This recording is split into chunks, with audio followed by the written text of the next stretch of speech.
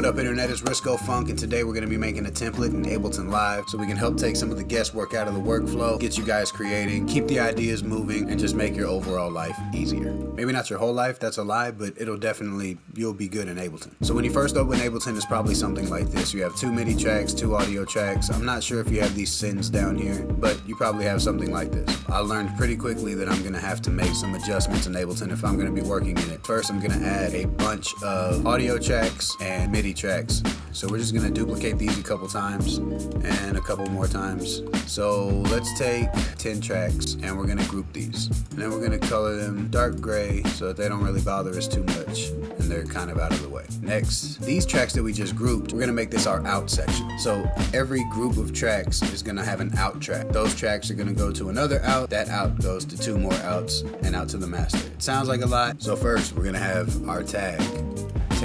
Then we're gonna have our drums, bass, perks, sound effects, what else? Melody, and then we'll have our track out, our vox out, mix out, and master out. That's pretty much it. So this one we'll call drums, kick, snare, clap, hat 1, hat 2, open hat 1, open hat 2, 808, bass, the sauce.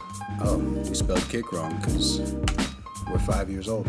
Alright, so inside of Ableton, whenever you open a MIDI track, just an empty MIDI track, you can't really route it to anything. Like over here I have where I'm gonna place my drums. Since there's nothing on it, you can't really route it anywhere. What I typically do is I have a rack over here, just 3 plugins that I use all the time. EQ, saturator, glue compressor. Now that I have something on this empty MIDI track, I can route it somewhere. So I would take every track that I'm gonna send that way. Anything that's going to the drums, I'm sending to the rack out, or the drum bus. If, let's say I put some drums on here. Oh, the one thing I forgot to tell you guys is when you set these outs up, always set them to in, not auto or off. Always make sure it's just in. You just want incoming signal. These tracks aren't going to have anything on them physically. It's all just going to be bringing in signal from other tracks. So let's also make sure that we send all these tracks to our track out.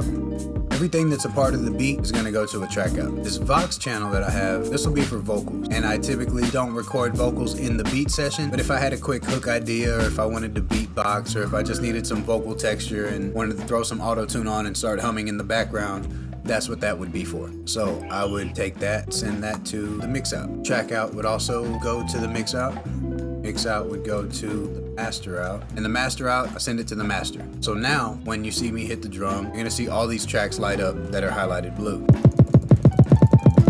Show you on the mixer view. Our drum track. Those are all the tracks that it's going to. Now, this 808 track, I'll send to the bass channel. All these hat tracks and claps and snares, all that goes to the rack out. You can send it to the perk if you want to. Like, so I used to send all my hats to, oh, there's nothing on them. So again, when there's nothing on your MIDI tracks, I can just bring in this EQ, saturator, compressor, and now I can send that to perks. Another thing, if you want the next time that you open a MIDI track to already have those plugins on it, take the name off, throw some effects on it, you can right click on there and hit save as default MIDI track. You do that, it'll ask, are you sure you want to overwrite the way that we currently have your MIDI track set up? Just hit yeah. So the next time that you open a MIDI track, and on Mac I'm using Alt-Shift-T, new MIDI track will pop up and it'll already have these effects on it. Huge time saver, and you can do the exact same thing doing Command-T on the Mac keyboard, and that's gonna bring up an audio track. I already have my audio track set up, but just for the sake of showing you guys, you would take an audio track with your favorite effects on it, or the ones that you know you're absolutely gonna use anytime that you pull up an audio track or a MIDI track. Right click, save as default audio track, yes, overwrite, boom. Next time you open an audio track, you will have your favorite plugins on there, no problems. So we have our drums, have our 808, and then we have an empty MIDI track we can duplicate. And we'll have 2 audio tracks here that we can duplicate.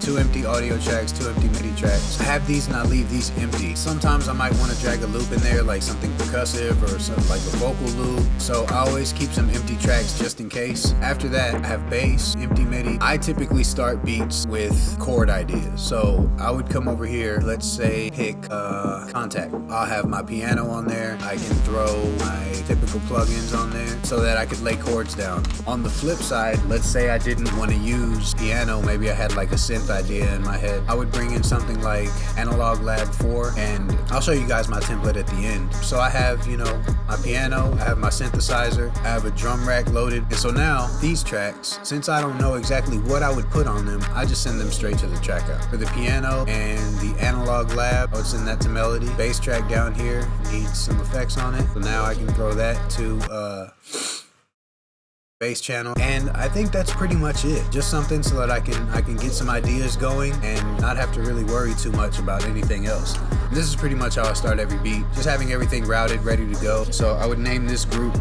outs, and then from here I would select whatever, not these last two, but everything going into the mix and master out. I'll just click here, bring down the faders -6 dB, just so that I have headroom going into the mix and master out channels. I'll show you guys right now. This is my template. So yeah, it's essentially the same thing that I showed you guys. I have a kick top, 808, clap, snare, empty MIDI, empty audio, piano, Analog Lab, 2 simpler tracks. I have 2 bass tracks, 1 bass that sounds like an electric bass, and then I have a synthesized bass using Ableton's wavetable. That's my template, that's how we set it up, and if this helped you or if this can help anybody else, please share the video, please like, please drop a comment. If there was anything that you could take from this, maybe you have your template just the way you like, but this may have sparked an idea for you to make some adjustments. Man, please share this video, drop a comment, subscribe. I'll be doing more videos like this in the future. If you guys want to see more, if you have different questions that maybe I can help you out with, please leave them in the comments below, and thank you guys so much for tuning in.